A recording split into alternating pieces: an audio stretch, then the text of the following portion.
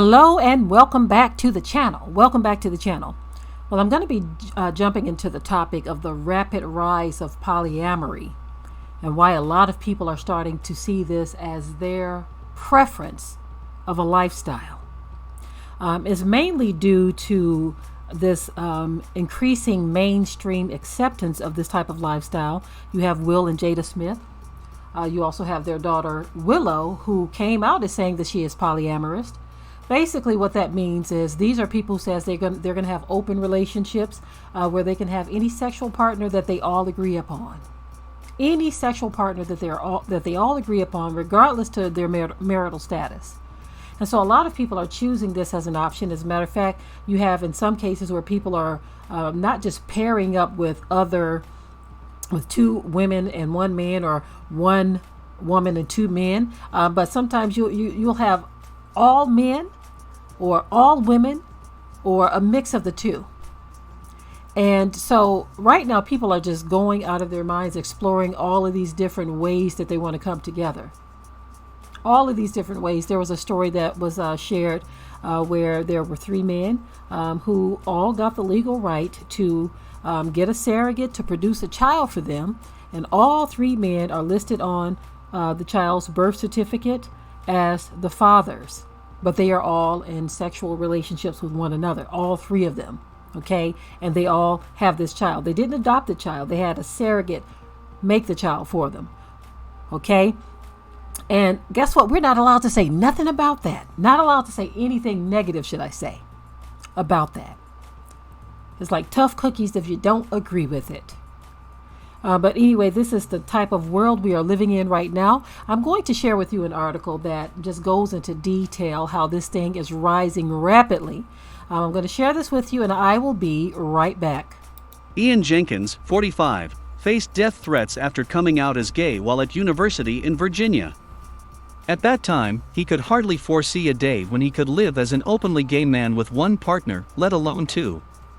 But today, he shares a home in San Diego with his two partners, Alan, 43, and Jeremy, 37, who are using their first names only for privacy, and their two children, ages 3 and 1. All three men are the children's legal fathers, their names on both birth certificates. Jenkins and his first partner, Alan, both doctors, had discussed the possibility of a more open relationship for years, before meeting Jeremy in 2012. Though Jeremy, a zookeeper who works to save endangered species, wasn't initially interested in polyamory, he got to know the couple as friends and everyone sort of became comfortable with the idea. There was just good chemistry, says Jenkins. They became a family, but when they made the decision to have children, obstacles arose. Besides the fact that each man had to have his own attorney involved in both the surrogacy and egg donor contracts with their first child, separate women served as surrogate and donor. They then had to convince a judge that all three should be legally defined as the child's parents.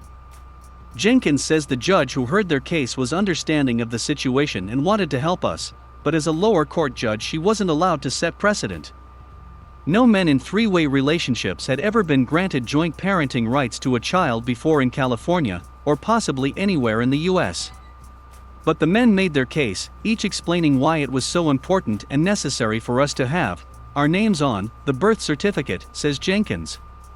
The judge ended up granting all three parenting rights to their first child, born in 2017, and Jenkins ended up writing a book about their journey, Three Dads and a Baby, Adventures in Modern Parenting, which was published on March 9 in the US.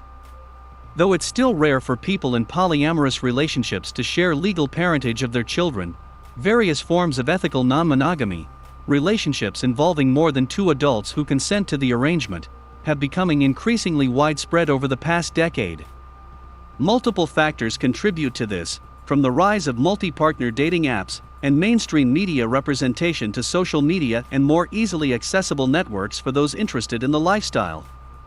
I think a huge factor is just people's willingness to be open, says Jenkins. There has to be visibility. These cultural shifts, however, date back to free love proponents in the 1960s, who worked hard to expand our sexual boundaries from groups working all across the globe. And changes continue to happen because of people like Jenkins and his partners, whose stories help shed long-held taboos about having multiple partners. This is not a new thing. The History of Non-Monogamy. In 2016, a survey of nearly 9,000 single U.S. adults showed that 1 in 5 had previously been in a consensually non-monogamous relationship.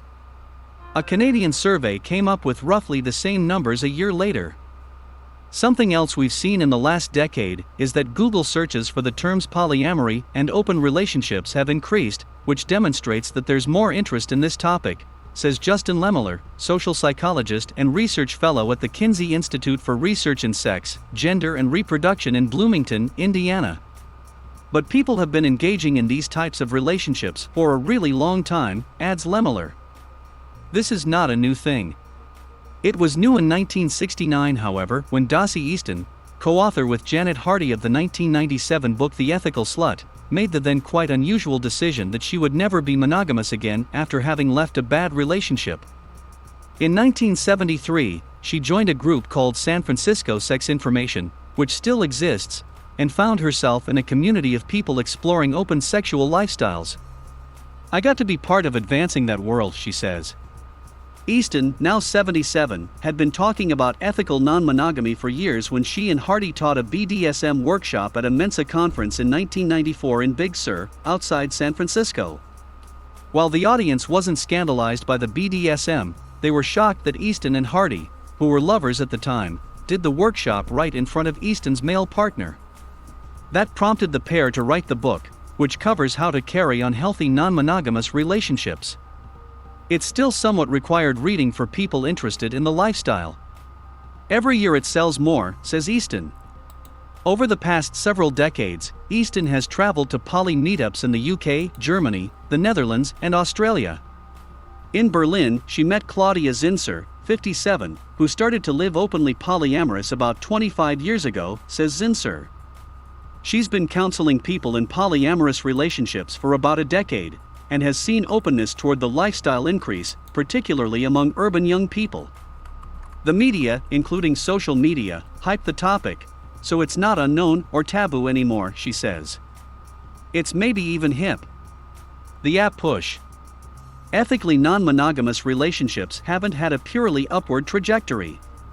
Lemmeler says the HIV epidemic of the 1980s and 90s caused research on consensual non-monogamy to slow down, as having sex with multiple partners had become viewed as less safe. The rebirth of research in this area started around 2010 or so, says Lemmeler. In the last decade, we've really seen an explosion. The current near mainstreaming of ethical non-monogamy, he says, has happened because of both academic research that's filtered into the public, through media and education centers, and more diverse depictions of these relationships on TV. These newer depictions go beyond HBO's Big Love or TLC's Sister Wives, which both follow Mormon families featuring one husband and multiple wives, to show a variety of poly relationships. Both Lucy Gillespie's Unicornland, in which a newly single woman goes on dates with several different couples, and You Me Her, where both members of a couple fall for another woman together, are strong examples. The internet and more inclusive dating apps have also played a role in changing these attitudes, says Lemmeler. Multiple non-monogamy geared dating apps make it easy to find others looking for multiple partner relationships or sexual experiences. On Field, a poly and kink dating app, 60% of couples are looking for a third, says a company spokesperson. It's not just sex that people are seeking. A survey spanning 640 users of the three-way app 3Fun from the US and UK showed that about 43% of those looking for three-way sex were also looking for three-way relationships. With these apps, there are more options for meeting and connecting, says Lemmeler, so it's not as much of an underground scene as it was in the past.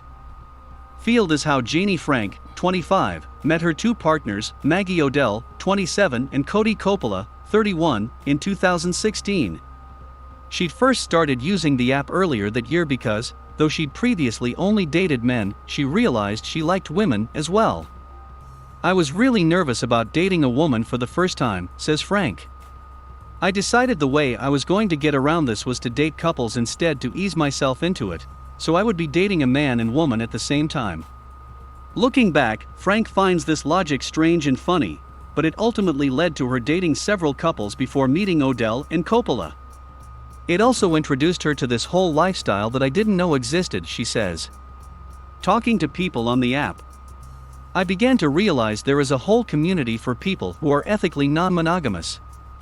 Today, Frank and Odell both have TikTok accounts, between which they have a few 100,000 followers. We've been using them to try to talk about polyamory and bring awareness to it, and just normalize it and educate people on what it can look like, says Frank.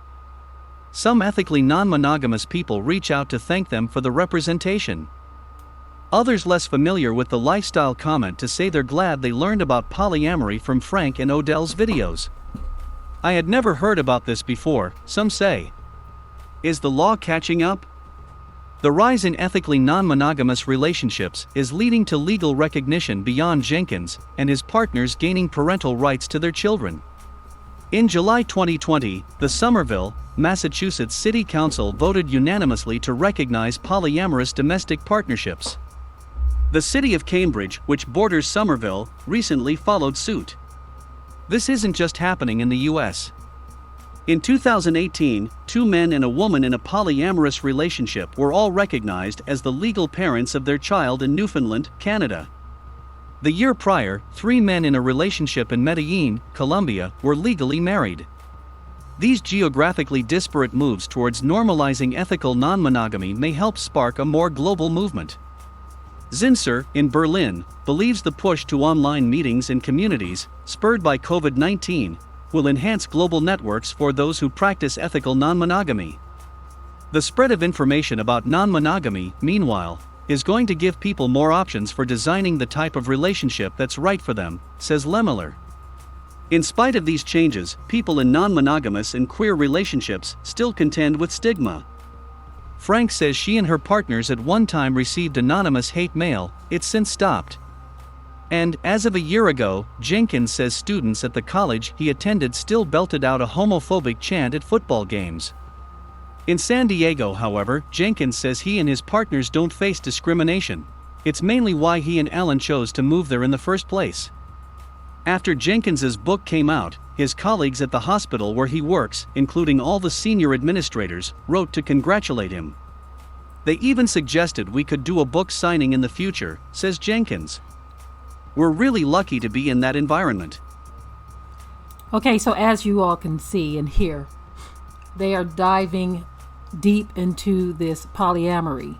Society has accepted this. This is no longer something that people are wondering about. It is becoming a part of popular culture now. And it's been made this way because of social media sites or dating apps where this is one of the options or one of the choices that people have now. And so people are coming together with their little group or their little couples or whatever, and they are exploring their sexuality. You have those who try to make it seem like this has nothing to do with sex, but that's what it has something to do with, right? And all of this freedom of expression, freedom of this and freedom of that, just call it what it is. These are people who have chosen to deviate from what is the norm. And this is why they call it sexual deviance. They are deviating from what is the norm. What's natural is always the best way to go. What's natural. It's better to eat a piece of fruit in its natural state. It's better to eat a piece of meat in its natural state. It's better to drink natural drinks. Everyone is so used to things being unnatural to where unnatural is becoming the norm. And if you dare to try to be natural in anything, even in your appearance, what's natural is frowned upon. And so even with sexuality, people are exploring into this and exploring into that. And you're becoming the oddity if you dare question any of this stuff. And so people want to be accepted for all of this. And see, they won't get down into, and you can't do it in video all the time. Anyway, I remember one African, he actually did. He was explaining in detail how disgusting some things were, or he felt that they were. And it made people uncomfortable. It's like they feel like he's being hateful because he's expressing his disgust in something that's not natural. And so these kinds of relationships are becoming more and more popular because you have celebrities doing this. You have the internet promoting this. All kinds of things are happening to where people feel like they have a right. Oh, yes, you have a right to do whatever you want to do, but you are not free from the consequences of the choices you make.